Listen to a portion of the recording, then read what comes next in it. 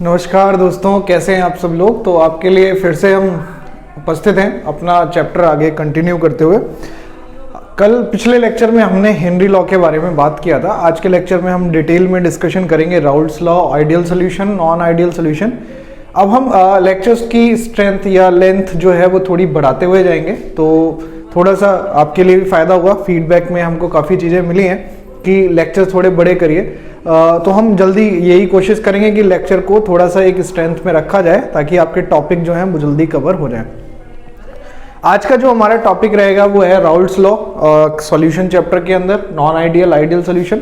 सबसे पहले तो हम बात करेंगे आइडियल सॉल्यूशन की, आदर्श विलयन की, है ना, इसके बारे में। तो कुछ ऐसे पॉइंट्स हैं जो आपको याद रखने पड़ेंगे जो आइडियल सॉल्यूशन है उसके लिए, कि क्या क्या इंपॉर्टेंट फैक्टर्स होंगे जिसके बेसिस पे आप उसको आइडियल सॉल्यूशन बोलेंगे।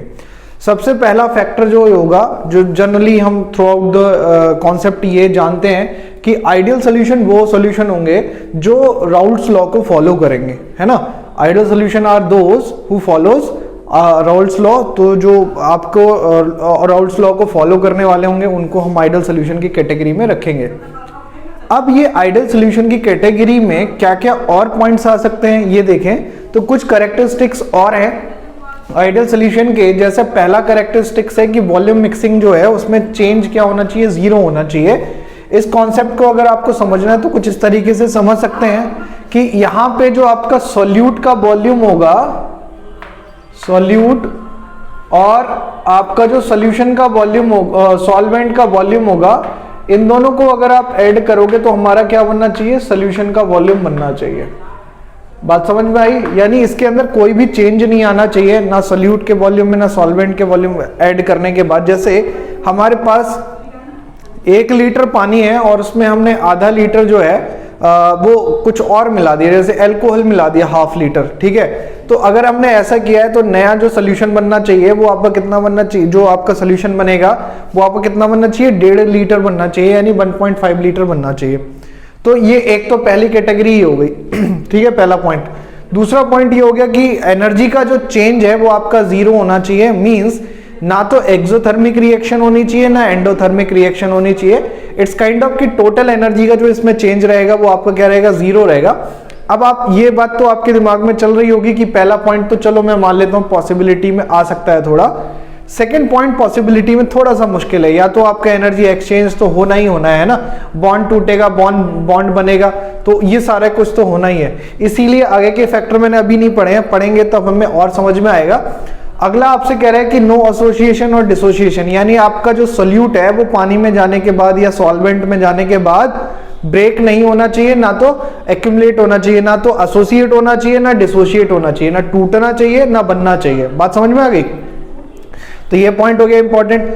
और फोर्थ वन जो आपसे कह रहा है वो और भी अच्छा पॉइंट है कि इसके अंदर सोल्यूट और सॉल्वेंट के बीच में कोई केमिकल रिएक्शन नहीं होनी चाहिए। तो अगर आपकी कोई केमिकल रिएक्शन नहीं पॉसिबल है, इसका मतलब उनके बीच में एनर्जी का जो चेंज है वो आपका क्या हो जाएगा, जीरो हो जाएगा। केमिकल रिएक्शन ही नहीं हो रही है, बॉन्ड बन ही नहीं रहे, टूट ही नहीं रहे, ठीक है। तो ये वाला केस हो गया, और ये आपको फर्स्ट केस तो आपको समझ में आ गया। तो कुल मिला के 4 कैरेक्टरिस्टिक्स हैं जो आपके आइडियल सोल्यूशन के लिए हैं, और एक जो ओवरऑल कैरेक्टरिस्टिक है वो आपका क्या है, राउल्ट लॉ की फॉलोइंग की, राउल्ट लॉ को फॉलो करना है। इसमें कुछ एग्जाम्पल जो आपको याद रखने हैं, जैसे आपको अगर मेथनॉल और एथेनॉल को मिक्स करते हो तो आपका क्या बनता है, एक आइडियल सोल्यूशन की कैटेगरी में रखने वाला लिक्विड बन जाएगा। तो हम यहाँ पे बात कर देते हैं एग्जाम्पल में, मेथनॉल प्लस एथेनॉल। तो ये आप पे क्या होगा, ये आपके आइडियल सोल्यूशन के अंदर आ गया। दूसरा आपका इसी में ही और कैटेगरी में रख सकते हो N hexane, N heptane. N hexane और एन हेप्टेन का जो मिक्सचर है वो भी इसी कैटेगरी में रखा जा सकता है। तो एक तो ये हो गया, दूसरा आपका क्या हो जाएगा, N hexane and N heptane, ये भी इसी कैटेगरी में रख सकते हैं। इसके अलावा आप एक और आप जानते होंगे कि आपने बेंजीन के बारे में सुना होगा। बेंजीन और टोलुइन का जो मिक्सचर होगा, बेंजीन और टोलुइन का जो मिक्सचर होगा उसको भी हम इसी कैटेगरी में रख सकते हैं। किसके मिक्सचर को, बेंजीन और टोलुइन के मिक्सचर को भी हम इसी कैटेगरी में रखेंगे। तो यहाँ पे 3 एग्जाम्पल काफी हैं, तो 3 एग्जाम्पल मैं आपको बता दिए हैं, बेंजीन एंड टोलुइन। तो इनके जो मिक्सचर होंगे वो आपके क्या हो जाएंगे, वो आपके आइडियल सॉल्यूशन बनाएंगे। ठीक है, तो ये वाला पॉइंट तो है आपको कवर हो गया होगा। अब सवाल ये है कि भाई साहब कि राउल्ट लॉ आखिर है क्या, जिसके बारे में हम चर्चा करने वाले हैं, वो आखिर चीज क्या है ना, ये भी तो पता चलना चाहिए। पता चला मैं ताजमहल के बारे में सारा कुछ बता दूं और आपने ताजमहल ही ना देखा हो और ताजमहल का हमने जिक्र ही नहीं, मतलब ताजमहल के बेसिक कैरेक्टरिस्टिक्स या फोटो के बारे में हम चर्चा ही ना करें तो क्या ही फायदा है ना। तो अब अपन वही कर रहे हैं ना, ठीक है। आशिकों का कुछ हिसाब कुछ चलेगा, देखो दूर का डिस्टेंस रिलेशनशिप नहीं चलाना है हमें, एग्जैक्टली पढ़ना है कि चल क्या रहा है यहाँ के अंदर, इसके अंदर। तो ये एक बहुत बढ़िया सी डेफिनेशन लिखी है ना, कि डेफिनेशन आप समझ लोगे तो आपको कैरेक्टरिस्टिक्स हो सकता है थोड़ा सा अच्छे से समझ में आ जाए राउल्ट्स लॉ के बारे में। तो राउल्ट लॉ की डेफिनेशन क्या कहती है कि partial pressure of any volatile component, volatile component का मतलब होता है जिसके अंदर टेंडेंसी होती है लिक्विड से वेपर में कन्वर्ट होने की, उसको हम क्या बोलते हैं, वोलेटाइल कंपोनेंट बोलते हैं। तो वो उसी के लिए कह रहा है कि partial pressure of volatile any volatile component या constituent of a solution at a constant temperature is equal to the vapor pressure of the pure constituent multiplied by the mole fraction of that constituent in the solution। अब यार ये कितनी typical लग रही है language. अब इसको आप समझें, सपोज ये आपका एक कंटेनर है, इस कंटेनर के अंदर आपने एक लिक्विड भरा, इस प्योर लिक्विड ये जो है इसके अंदर वो है आपका A, ये आपने प्योर लिक्विड कोई भरा है, ये प्योर लिक्विड है आपका A, ठीक है। ये प्योर लिक्विड क्या हो गया, A लिक्विड है, चलो हमने इसको दे दिया, ये A हो गया। और इस कंटेनर को मैंने कर दिया क्लोज, ठीक है। ऊपर इतना कंटेनर खाली है, यहां तक आपका लिक्विड था और ऊपर का वैल्यू खाली है। तो ये क्या करेगा, इसके अंदर क्या कंडीशन होगी, ध्यान से समझना, बहुत ही प्यार वाली बात बता रहा हूं मैं। यहां पे क्या होगा कि यहां से मॉलिक्यूल जो है सरफेस वाले वो गैस में कन्वर्ट होंगे, ऊपर उठेंगे जाएंगे और यहां से टकरा के फिर नीचे आ जाएंगे। मीन्स जब आपका टाइम इज इक्वल टू 0 होगा तो केवल और केवल इसके अंदर ये माना जाएगा कि इसके अंदर आपका क्या हो रहा है, वेपोराइजेशन हो रहा है। तो यहाँ पे RV जो है वो इंक्रीज होगा, ठीक है। जब T is equal to T बनेगा तो यहाँ पे RV यानी वेपोराइजेशन की वैल्यू बढ़ेगी या कम होगी, तो वेपोराइजेशन की वैल्यू आपकी धीरे धीरे धीरे धीरे धीरे क्या होती जाएगी, कम होती जाएगी, क्योंकि भैया आपके ज्यादातर बढ़ जाएंगे, आ जाएंगे यहाँ पे, तो ऊपर टकराएंगे, तो ऊपर टकराने में क्या होगा, मॉलिक्यूल आपके बहुत सारे हो गए ना ऊपर की तरफ, ठीक है। तो आपका वेपोराइजेशन धीरे धीरे क्या हो जाएगा, स्लो हो जाएगा, और कंडेंसेशन धीरे धीरे क्या हो जाएगा, आपका इंक्रीज होने लगेगा। वेपोराइजेशन क्या हो जाएगा, स्लो हो जाएगा, कंडेंसेशन आपका क्या हो जाएगा, इंक्रीज हो जाएगा। मीन समझ रहे हो, यहां से जो वेपोराइजेशन हो रही है, रेट ऑफ वेपोराइजेशन, वो आपका स्लो डाउन होता जाएगा और कंडेंसेशन आपका क्या हो जाएगा, इंक्रीज होता जाएगा टाइम के साथ, ठीक है। इक्विलिब्रियम का थोड़ा सा कॉन्सेप्ट अगर आप याद करो तो यही वाली कहानी हो रही है। और एक कंडीशन आएगी टी इक्विलिब्रियम कंडीशन, तो इस टी इक्विलिब्रियम कंडीशन में rate of vaporisation is equal to क्या हो जाएगा, रेट ऑफ कंडेंसेशन हो जाएगा, ठीक है। तो इसी कंडीशन में यहां पे जो भी वेपर होगी इक्विलिब्रियम कंडीशन पे, इस क्लोज कंटेनर के अंदर जो भी वेपर होगी वो अपना एक प्रेशर अप्लाई करेगी, इसी को हम क्या बोलते हैं, वेपर प्रेशर बोलते हैं। क्या बोलते हैं, वेपर प्रेशर। यानी इक्विलिब्रियम कंडीशन में कोई भी प्योर कंपोनेंट जो प्रेशर अप्लाई करता है उसको हम क्या बोलते हैं, वेपर प्रेशर बोलते हैं। अगर इसको हम लिखना चाहें तो यहां पे लिख सकते हैं maximum pressure applied by a pure component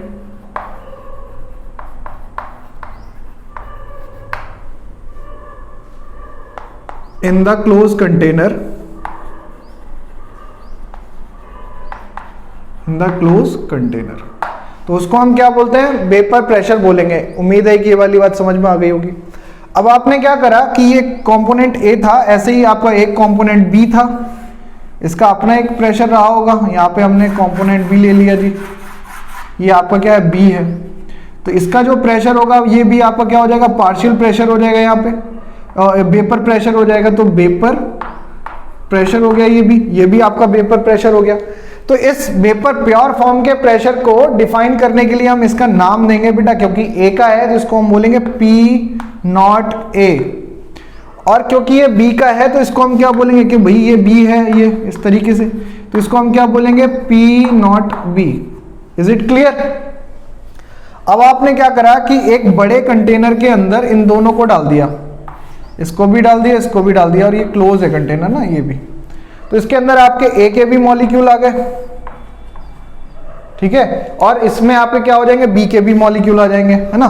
तो कुल मिला के भैया कहानी आपकी क्या हो जाएगी, जुड़वा कहानी हो जाएगी जी। ये ए लो ए के मॉलिक्यूल हो गए, इसी में आपके बी के मॉलिक्यूल भी आ जाएंगे। खूब बना दो इस तरीके से, खूब जमा दो रंग इसका, है ना, बी का भी बना दो।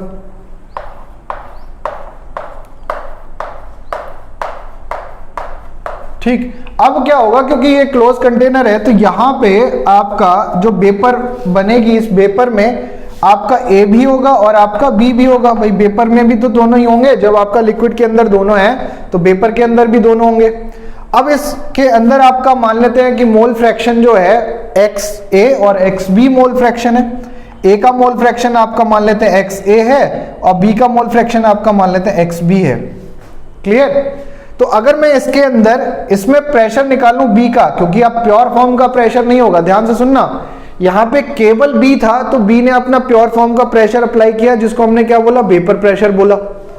अब यहां पे क्या होगा, बी अकेला नहीं है, उसके साथ ए भी है, तो यहां पे जो बी का प्रेशर होगा वो आपके नेट प्रेशर से थोड़ा सा क्या हो जाएगा, कम हो जाएगा। क्यों? क्योंकि पार्टिकल ऑफ बी क्या हो जाएंगे, कम हो जाएंगे। यहाँ पे बात समझ में आ रही है। वेपर फेज में भाई जगह केवल बी थोड़े ना घेरेगा, ए भी तो जगह लेगा, तो इसी वजह से बी का जो प्रेशर होगा वो आपका कम हो जाएगा। और जो प्रेशर यहां पे आएगा इसी को हम बोलते हैं पार्शियल प्रेशर। तो यहां पे इसको हम डिफाइन करेंगे पी बी से और इसको डिफाइन करेंगे पी ए से।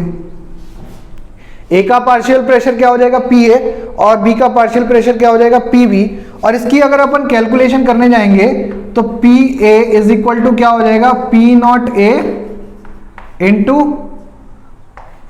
X a, p not a into x a. X a मतलब mole fraction of a. Same as अगर हम बात करें पी वी यानी पार्शियल प्रेशर ऑफ बी, ये आपके किसके इक्वल हो जाएगा, P not be into x b. इतनी बात समझ में आ गई, बोलो हाँ, क्लियर है। डन। तो ये वाला कॉन्सेप्ट क्या हो गया, राउल्ट लॉ से निकल के आया। अब आप डेफिनेशन पढ़ लो फिर से। डेफिनेशन क्या कह रही है कि partial pressure of any volatile component. अब भैया ये क्या है हमारा, पी ए क्या है, पार्शियल प्रेशर। लिखना चाहो तो लिख लेना पार्शियल प्रेशर। तो ये आपका क्या हो गया, पार्शियल प्रेशर। और पी नॉट ए क्या है, वेपर प्रेशर, और एक्स ए क्या है, मोल फ्रैक्शन, और एक्स क्या है आपका, मोल फ्रैक्शन। तो यहां पे क्या हो गया, पी ए यानी partial pressure of a is equal to क्या हो जाएगा, vapour pressure of a into x ए। और यहां पे आप देख भी पा रहे होगे कि vapour pressure of pure constituent multiply by the mole fraction of the constituent. समझ में आ गया सॉल्यूशन के अंदर कितना मोल फ्रैक्शन है। तो ये तरीके का जो लॉ है इसको हम क्या बोलते हैं, राउल्ट्स लॉ बोलते हैं। इस राउल्ट्स लॉ में आपकी जो मेन टर्म आएगी ये आपकी कौन सी टर्म है, वेपर प्रेशर। इस टर्म को आप याद रखेंगे। क्या नाम है इसका, वेपर प्रेशर। वेपर प्रेशर कब मिलेगा, maximum pressure applied by a pure component in the close container. ये क्लोज कंटेनर के अंदर जो भी कोई भी कंपोनेंट आपका जो मैक्सिमम प्रेशर अप्लाई कर सकता है उसी को हम क्या बोलते हैं, वेपर प्रेशर बोलते हैं। और ये आपका वेपर प्रेशर किन का होगा, जो वॉलेटाइल सब्सटेंस है। जो नॉन वॉलेटाइल है उनका वेपर प्रेशर क्या हो जाएगा, जीरो हो जाएगा। क्यों हो जाएगा, क्योंकि वो वेपर फॉर्म में जा ही नहीं रहे, तो वो आपके क्या हो जाएगा, वेपर प्रेशर उसके लिए क्या हो जाएगा, जीरो हो जाएगा। उम्मीद है ये वाला समझ में आ गया होगा। तो हमने क्या सीखा अभी इस वाले में कि आइडियल क्या होगा और आपका ये बोलते हैं कि राउल्ट्स लॉ क्या होगा। इन दोनों चीजों को हमने सीख लिया, समझ लिया। अब इससे आगे बढ़ते हैं, एक बार मैं ये निपटा देता हूं फिर आगे हम बढ़ते हैं। तो अभी आप देखें कि नॉन आइडियल सॉल्यूशन क्या होंगे। तो नॉन आइडियल सॉल्यूशन में एक बेसिक डेफिनेशन आती है, उसको हम बोलते हैं बेटा, जो राउल्ट लॉ को फॉलो नहीं करेंगे उनको हम क्या बोलेंगे, नॉन आइडियल सॉल्यूशन बोलेंगे। इस सॉल्यूशन में डेल्टा बी मिक्सचर, यानी जो हमने आइडियल में देखा था कि इसकी वैल्यू किसके इक्वल होनी चाहिए, जीरो के इक्वल होनी चाहिए। भैया नॉन आइडियल के लिए जीरो के इक्वल नहीं होगी, ज्यादा हो सकती है, कम हो सकती है। डेल्टा एच मिक्सचर यानी एंथैल्पी चेंज, ये भी आपका इक्वल टू जीरो नहीं होगा, पॉजिटिव हो सकता है, नेगेटिव हो सकता है, मींस एंडोथर्मिक भी हो सकती है और एक्सोथर्मिक भी हो सकती है। और यहां पे तीसरी कंडीशन आपको दे रही है जो हमने कहा था जी, पार्शियल प्रेशर जो है वो आपका किसके इक्वल होगा, vapour pressure into mole fraction के। यहां पे ये कहता है कि भाई ऐसा कुछ नहीं होता, ये सब मोह माया है, ये आप गलत कह रहे हैं, ऐसा नहीं चलेगा, ठीक है। तो ये कुल मिला के मेरे को लगता है कि ये वाली कहानी आपको समझ में आ गई होगी कि किस तरीके से ये चल रहा है। अब हम मान लेते हैं कि हमारे पास एक सोल्यूशन है, सोल्यूशन का नेट प्रेशर कैसे निकालेंगे। तो सोल्यूशन का नेट प्रेशर निकालने के लिए आपको यही बात याद रखनी है, आपके सोल्यूशन में दो कंपोनेंट है, हम तो यहां पे हम बात करते हैं total pressure of the solution. अब ये किसके अकॉर्डिंग हम बात कर रहे हैं, राउल्ट्स लॉ के अकॉर्डिंग बात कर रहे हैं। Total pressure of the solution में तो हमारे पास क्या हो जाएगा, P total is equal to हो जाएगा PA प्लस PB, यानी भाई आपका जो कंपोनेंट A है उसका प्रेशर और कंपोनेंट B है इसका पार्शियल प्रेशर, इन दोनों को जब ऐड करोगे तो इस पूरे कंटेनर का आपको क्या मिल जाएगा, प्रेशर मिल जाएगा। तो आपके पास क्या आ जाएगा, PT is equal to PA plus PB। और PA की वैल्यू हम जानते हैं भाई, ये आपकी वैल्यू है, ये PA की वैल्यू हो गई, ये PB की वैल्यू हो गई। तो इन दोनों वैल्यू को आप क्या करिए, यहाँ पे पुट करिए, तो आपके पास P टोटल मिलेगा, डेट इज इक्वल टू कितना आ जाएगा बेटा आपके पास, P naught A X A plus P naught B X B, ये आ गया। तो एक इक्वेशन हमारे पास ये बन गई कि अगर आपका सोल्यूशन है तो सोल्यूशन का टोटल प्रेशर निकालने के लिए जो जिम्मेदारी है वो हमारी कितनी है, वो इतनी जिम्मेदारी है, इतना फॉर्मूला है, इस फॉर्मूले को फॉर्मूला नंबर इसको 3 देना, इसको फॉर्मूला नंबर 4 दे देना, ठीक है। तो राउल्ट लॉ के दोनों चीजें समझ में आ गई, इंडिविजुअल पार्शियल प्रेशर निकालने का तरीका भी समझ में आ गया होगा, और क्या तरीका समझ में आ गया होगा, दूसरा तरीका ये है कि भैया आपका टोटल प्रेशर अगर सोल्यूशन का निकालेंगे तो किस तरीके से निकालेंगे।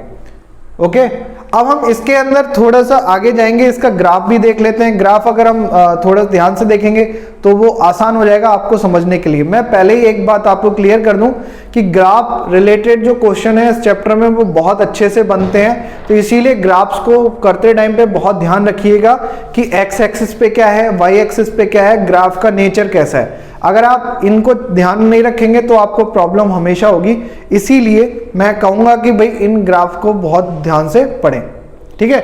इतना करने के बाद हम अभी ग्राफ डिस्कस करेंगे, उसके बाद हम यहाँ पे एक और चीज सीखेंगे जिसको हम बोलते हैं बेटा relation between Dalton's law and Raoult's law. अब ये डाल्टन्स लॉ क्या है, डाल्टन्स लॉ भी मैं उसी टाइम पे आपको डिफाइन करूंगा जब मैं राउल्ट्स लॉ को उसमें आऊंगा, क्योंकि आपने सबने गैसियस फेज के लिए डाल्टन्स लॉ पढ़ा होगा। जैसे राउल्ट लॉ मैं लिक्विड के लिए पढ़ रहा हूं, ऐसे ही गैसियस फेज के लिए एक लॉ होता है जिसको हम बोलते हैं डाल्टन्स लॉ। आएंगे उस पे भी धीरे धीरे, तो पहले तो हम इनके ग्राफ की चर्चा कर लेते हैं। तो अब हम डिस्कशन कर लेते हैं कि भाई आपके ग्राफ कैसे बनेंगे, किस तरीके से, किसके बीच में क्या ग्राफ बनेंगे। अभी मैंने इसमें नोटेशन नहीं लिखी है, नोटेशन ग्राफ के साथ लिखते जाएंगे कि क्या है इसके अंदर डिटेल, है ना। तो हमने बेसिकली दो कैटेगरी में सोल्यूशन को डिवाइड किया, एक कैटेगरी है आइडियल सोल्यूशन की और दूसरी कैटेगरी है नॉन आइडियल सोल्यूशन की, है ना। और नॉन आइडियल सोल्यूशन को हमने फिर से दो पार्ट में डिवाइड किया है, एक हमारा दिखाएगा पॉजिटिव डेविएशन और दूसरा हमारा दिखाएगा नेगेटिव डेविएशन। अब जैसे नाम से आपको समझ में आ रहा है कि एक में जो आपका विचलन होगा, यानी जो आप अपने रास्ते से हटेंगे वो पॉजिटिवली हटेंगे, है ना, और एक में आप अपने रास्ते से हटेंगे वो नेगेटिवली हटेंगे। तो ये दो पॉइंट हैं, दो पार्ट हैं इसके, इसको हमें डिस्कस करना है। तो अब इनके अंदर क्या क्या खास बात होगी ये आप देख लेते हैं। जैसे हम पहला पॉइंट करते हैं जी, आइडियल और नॉन आइडियल में क्या डिफरेंस है। तो एक तो हम ये कह सकते हैं जी ये राउल्ट लॉ ओबे करेगा, ये दोनों राउल्ट लॉ को फॉलो नहीं करेंगे। ये सिंपल है, हम इसके बारे में नहीं कह रहे क्योंकि इससे आपका क्वेश्चन नहीं बनता है। आपका जिससे क्वेश्चन बनेगा हम उससे बात करने की ज्यादा कोशिश करेंगे।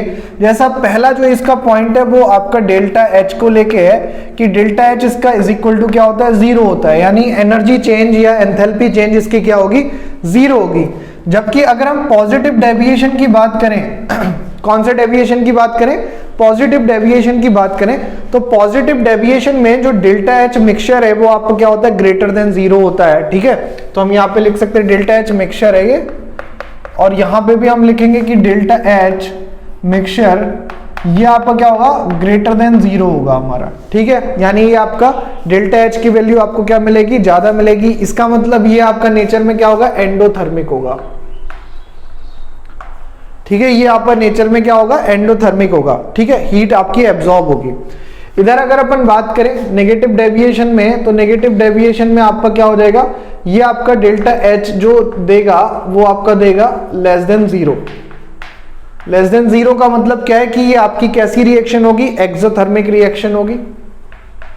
कैसी नेचर की होगी, एक्सोथर्मिक रिएक्शन होगी। नेचर आपका कैसा होगा, एनर्जी इवॉल्व करेगा, एनर्जी रिलीज करेगा। सेकंड पॉइंट जो हम यहाँ पे डिस्कस कर रहे थे आइडियल के अंदर, जैसा आपको पता ही है, आइडियल के अंदर सेकंड पॉइंट जो हमने डिस्कस किया था वो था हमारा डेल्टा वी मिक्सचर वो इज इक्वल टू जीरो, यानी वॉल्यूम जो है वो आपका क्या हो जाएगा, जीरो के इक्वल हो जाएगा। Change in volume, sorry, change in volume equal to क्या हो जाएगा, जीरो हो जाएगा।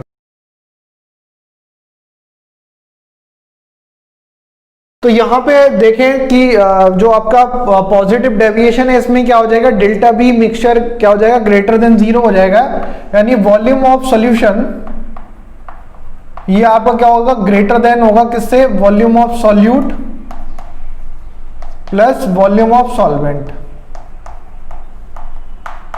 उम्मीद है ये वाली बात समझ में आ गई होगी।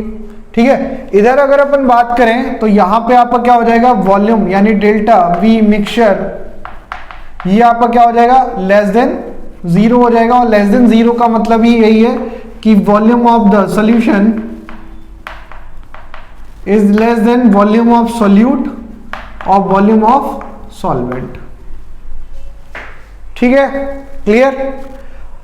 अब देखें थर्ड पॉइंट की बात करें, थर्ड पॉइंट इंपॉर्टेंट है, तो तीसरे नंबर पे आप थोड़ा सा नजर ज्यादा रखिएगा। वो ये कह रहा है कि भाई ऐसा क्या है, क्यों हो रहा है ऐसा।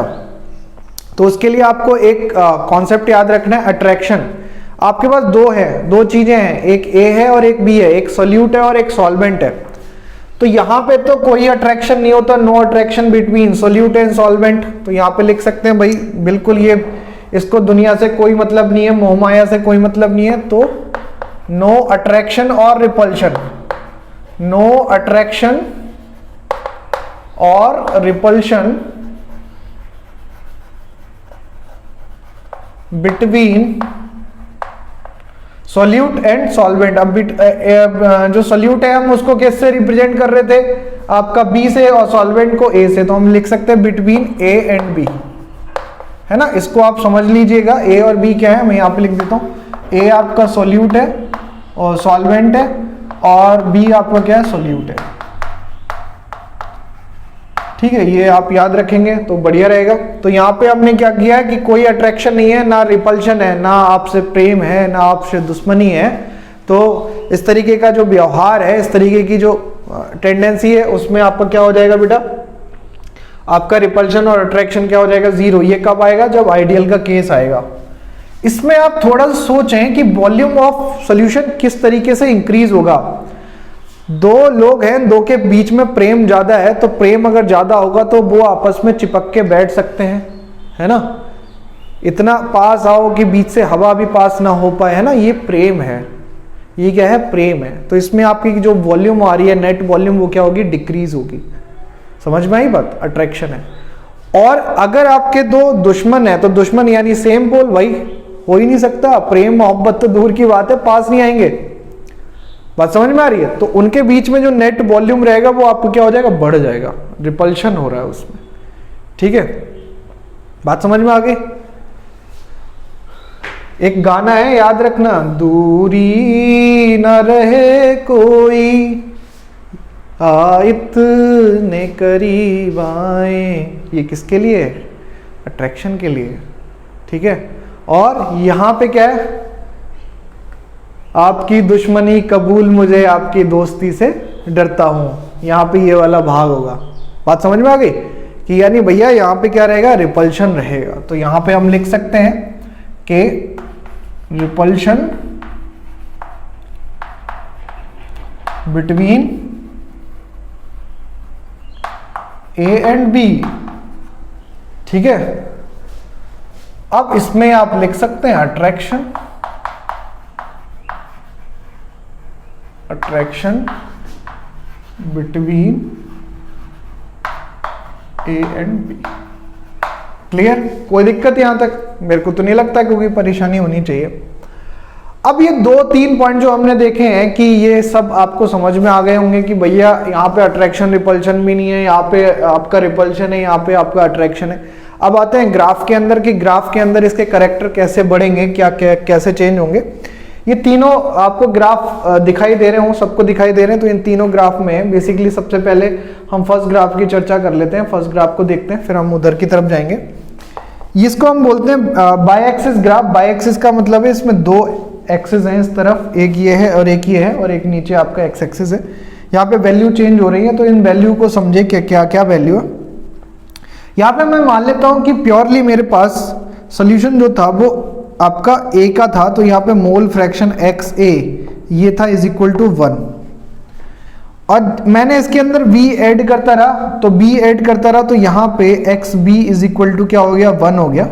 यानी यहाँ से धीरे धीरे आपकी जो वैल्यू है वो आपकी मोल्स की वैल्यू बढ़ती जा रही है, किसकी, b के, और a के मोल हमारे सोल्यूशन के अंदर क्या होते जा रहे हैं, कम होते जा रहे हैं। और यहाँ पे मैं मान लेता हूँ एक्स ए की वैल्यू क्या हो जाती है, 0 हो जाती है, और यहाँ पे एक्स बी की वैल्यू क्या है, 0 है।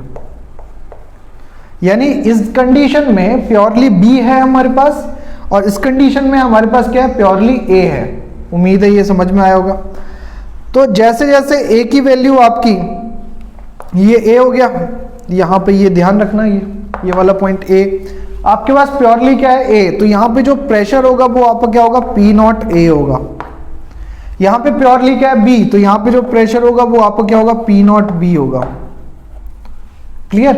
इसमें कभी कंफ्यूज मत होइएगा कि सर ये ऊपर आएगा ये ऊपर आएगा। जिसका वेपर प्रेशर ज्यादा होगा वो ऊपर आएगा। अभी तो एक ग्राफ है, इसमें a और b आपके वेरिएबल हो सकते हैं, कुछ भी हो सकता है, और प्रेशर भी आपका ऊपर नीचे हो सकता है, वॉलेटिलिटी पे डिपेंड करता है। तो ये आपका समझ में आ गया, P नॉट b हो गया और आपका P नॉट a हो गया।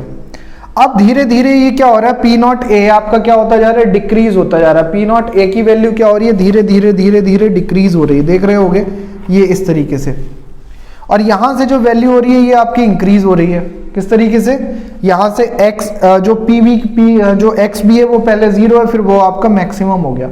और इनकी इंक्रीजिंग और डिक्रीजिंग इक्वेशन क्या होगी ये भी आप ध्यान रखें। तो इसकी जो इक्वेशन होगी वो आपकी होगी p A is equal to P not a x ए, और ये जो आपका ग्राफ इंक्रीज हो रहा है b का, तो इसकी इक्वेशन क्या होगी, P B is equal to P not be x B.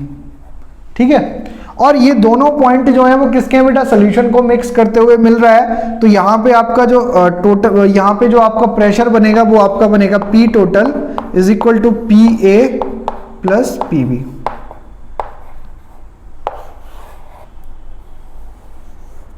ठीक है, तो ये आपका एक ये आपकी इक्वेशन सोल्यूशन की लाइन हो गई, ये आपकी सॉल्वेंट है और सोल्यूट यानी दो कंपोनेंट की अपनी लाइन हो गई।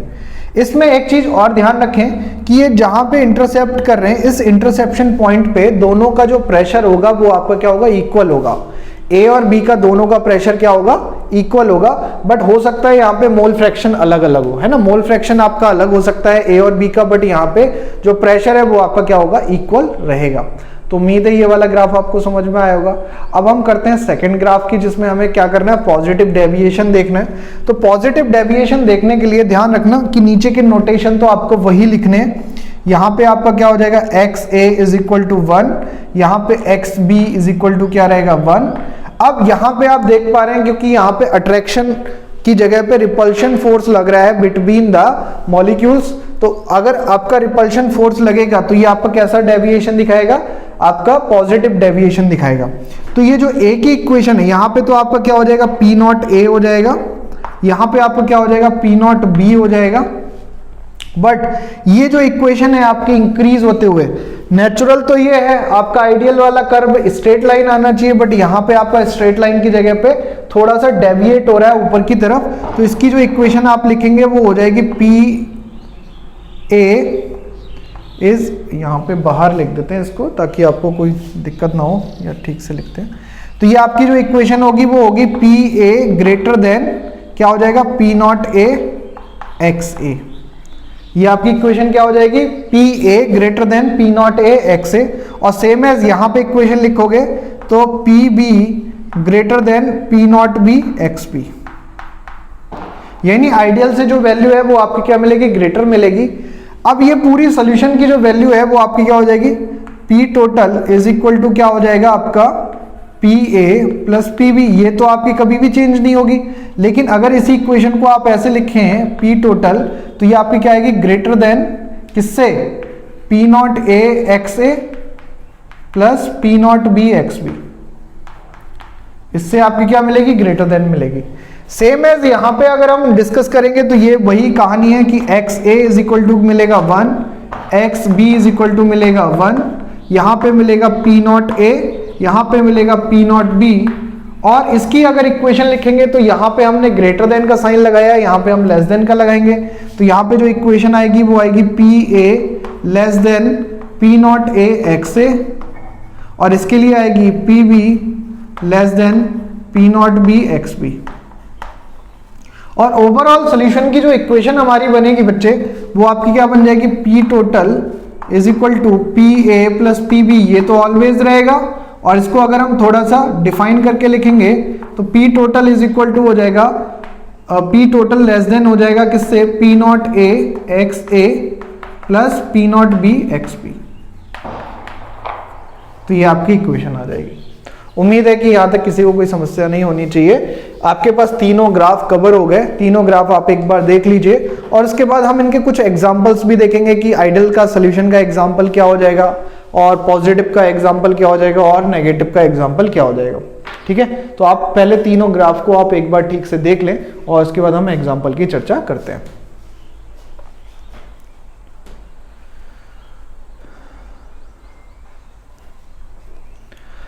चलिए, अब इसके एग्जाम्पल आप देख लें, अपनी कॉपी में एग्जाम्पल जरूर लिख लें। जैसे आइडियल के तो मैंने आपको एग्जाम्पल लिखवाए थे। आइडियल के एग्जाम्पल क्या हो गए, benzene plus toluene, methanol plus ethanol. तो उनमें से आप कोई भी एक एग्जाम्पल लिख लीजिए। जैसे मैं यहां पे लिख देता हूं, आपका क्या हो जाएगा, बेंजीन प्लस टोलुइन।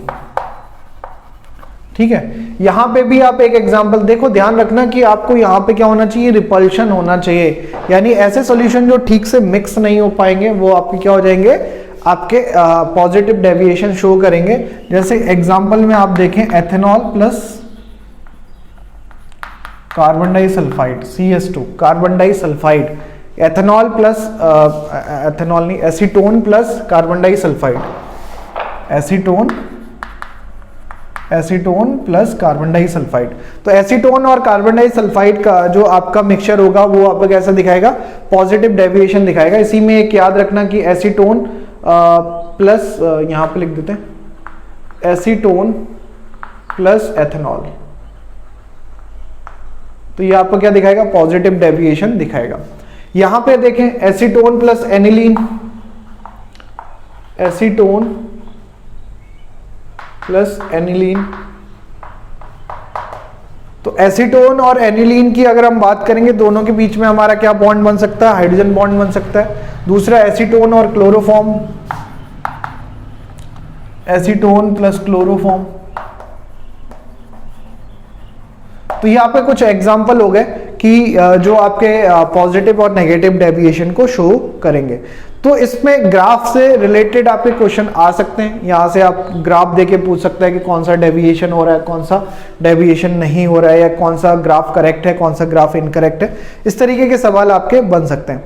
इसी में एक नया कॉन्सेप्ट हमारा और ऐड होता है, जिसको हम बोलते हैं बेटा, थोड़ा सा जब वेपर फेज में हमसे पूछा जा सकता है कि वेपर फेज में मोल फ्रैक्शन बता दो, कि वेपर फेज के मोल फ्रैक्शन किस तरीके से निकाले जा सकते हैं। तो उसके लिए हमें एक रिलेशन याद करना होता है। उस रिलेशन को हम बोलते हैं Dalton's relation with Raoult's law. तो डाल्टन्स लॉ का राउल्ट्स लॉ के साथ क्या रिलेशन है, क्या उसका संबंध है, इसके बारे में चर्चा करेंगे, और फिर आगे इस पूरे टॉपिक को यहीं पे रैप अप करेंगे। तो देख लेते हैं कि डाल्टन्स लॉ और राउल्ट्स लॉ में क्या रिलेशन है। तो अब हम डिस्कस कर लेते हैं, रिलेशन निकाल लेते हैं बिटवीन डाल्टन्स लॉ और राउल्ट्स लॉ के बीच में। देखो, डाल्टन्स लॉ और राउल्ट्स लॉ को पढ़ने के लिए सबसे इंपॉर्टेंट समझना है कि राउल्ट लॉ और डाल्टन लॉ में डिफरेंस क्या है। पहले तो डिफरेंस समझो। डाल्टन लॉ एक्चुअली डिफाइन होता है आपका किसके लिए, वेपर फेज के लिए, और राउल्ट लॉ आपका डिफाइन होता है लिक्विड फेज के लिए। तो दोनों में रिलेशन आप किस तरीके से निकालेंगे ये आपको समझना है। तो उसके लिए मैंने एक डायग्राम आपके सामने बनाया हुआ है। ये एक क्लोज कंटेनर है। इस क्लोज कंटेनर के अंदर हमारे पास सोल्यूशन है किसका, A एंड B का सोल्यूशन है। ठीक है। और इस ए और बी के सोल्यूशन में हमारे पास क्या हो रही है, वेपर्स बन रही है। ये वेपर्स को हम क्या कर रहे हैं, अलग कंटेनर में इकट्ठा कर रहे हैं। और यहाँ पे भी आपका किसका सोल्यूशन हो गया, ये आपका गैसियस मिक्सचर हो गया, किसका, ए एंड बी। तो ये भी आपका गैसियस मिक्सचर है ए और बी का, ये आपका लिक्विड मिक्सचर है ए और बी का। और यहाँ पे जो आपका फ्रैक्शन बनता वही फ्रैक्शन आपका यहाँ पे है। तो मैं मान लेता हूं कि वेपर फेज में ए का जो मोल फ्रैक्शन है, mole fraction in vapour phase, तो ए का जो मोल फ्रैक्शन हम ले रहे हैं वो है हमारा वाई ए, और बी का जो मोल फ्रैक्शन है वो हम ले रहे हैं वाई बी। इतना आपको समझ में आ गया। अब इसके अकॉर्डिंग अगर हम ये मान लें कि जी इसका जो पूरा प्रेशर है, इस कंटेनर का जो पूरा प्रेशर है वो आपका है पी प्रेशर, ठीक है। तो ये आपका क्या हो जाएगा, टोटल प्रेशर। तो अब डाल्टन्स लॉ के अकॉर्डिंग अगर किसी कंटेनर में गैसेस भरी हुई हैं और उसका प्रेशर आपको नोन है कि उसका टोटल प्रेशर कितना है, तो आप किसी एक पर्टिकुलर कंपोनेंट का पार्शियल प्रेशर फाइंड आउट कर सकते हो। तो हम यहाँ पे लिख सकते हैं पार्शियल प्रेशर ऑफ ए, यानी हम पी ए की वैल्यू लिख सकते हैं अकॉर्डिंग टू डाल्टन्स लॉ। तो डाल्टन्स लॉ के अकॉर्डिंग हम क्या लिख सकते हैं, P A is equal to हो जाएगा वाई ए इंटू पी। इतनी बात समझ में आ रही है कि पी ए की वैल्यू किसके इक्वल हो जाएगी, मोल fraction of A in vapour phase, क्योंकि वेपर फेज ही यहाँ पे तो गैस है, तो ये इंटू पी हो जाएगा। सेम एज हम ये भी लिख सकते हैं P V is equal to क्या हो जाएगा, वाई बी इंटू पी। भाई दोनों चीजें आप ही लिखी जा सकते हैं, क्योंकि भाई दोनों के हमें मोल फ्रैक्शन तो पता ही है ना, ठीक है। अब यहां से अगर मैं यहां पे निकालूं भाई जी, यहां पे पी ए कितना होगा, क्योंकि भाई जो पी ए यहां पे होगा वही पी ए आपका कहां पे होगा, वही पी ए आपका यहां पे भी होगा। बात समझ में आई, क्लियर है। जो पी ए की वैल्यू आपकी यहां पे होगी वही पी ए की वैल्यू यहां पे होगी। क्यों, क्योंकि यहीं से तो प्रेशर यहीं पे जा रहा है, ट्रांसफर तो यहीं से हो रहा है। सेम एज जो पीवी की वैल्यू यहां पे होगी वही पीवी की वैल्यू आपको कहां मिलेगी, यहां पे मिलेगी। तो पीए और पीवी की वैल्यू दोनों कंटेनर में क्या रहेगी, बराबर रहेगी। लेकिन फर्क यह है कि इस कंटेनर का पीए और पीवी निकलेगा राउल्ट लॉ से, और इस कंटेनर का पीए और पीवी हमने निकाला डाल्टन लॉ से। तो अब हम यहां पे देखते हैं अकॉर्डिंग टू राउल्ट्स लॉ। तो राउल्ट्स लॉ के अकॉर्डिंग क्या होगा, यहां पे आपका हो जाएगा P A is equal to, क्या था formula, P not a into x A. तो ये हो जाएगा P not a into x ए। और सेम एज अगर हम पी बी की बात करें तो ये क्या हो जाएगा, P not be into x B. यहां तक मुझे नहीं लगता कि कोई परेशानी आपको समझ में आई होगी कि सर ये नहीं आया, ये नहीं आया। अब आपको पता है कि भाई पी ए और पी ए दोनों बराबर है, तो आप दोनों को इक्वल रख दीजिए। तो दोनों को अगर इक्वल रखेंगे तो हमारे पास एक नई टर्म बनेगी, मतलब एक नया रिलेशन क्या है, निकल के आएगा पार्शियल प्रेशर का। तो वो आपके लिए क्या हो जाएगा, इक्वेशन 1 2 3 4। तो फर्स्ट और थर्ड आपकी इक्वल है, तो first is equal to third. तो आप क्या करेंगे, Y A into P is equal to क्या हो जाएगा, पी नॉट ए एक्स ए, ये बनेगा। और इज इक्वल टू क्या आ रहा था हमारा, यहां पे अगर मैं वाई ए की वैल्यू निकालूं तो वाई ए की वैल्यू मेरी क्या बनेगी, Y A is equal to आ जाएगा P not a x A divided by P.